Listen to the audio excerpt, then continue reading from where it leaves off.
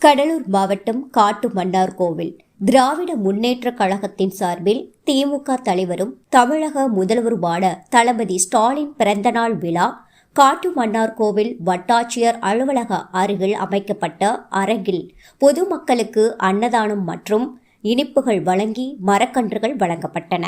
இந்நிகழ்வில் திராவிட முன்னேற்றக் கழகத்தின் ஒன்றிய செயலாளர்கள் முத்துசாமி, ஜெயபாண்டியன், பேரூராட்சி மன்ற தலைவர் கணேசமூர்த்தி, கல்யாண சுந்தரம், பூக்கடை செந்தில், கண்ணன், பாஸ்கர், கண்டமங்கலம் சங்கர் மற்றும் இளங்கரணி, மகளிரணி உள்பட பலர் கலந்து கொண்டனர்.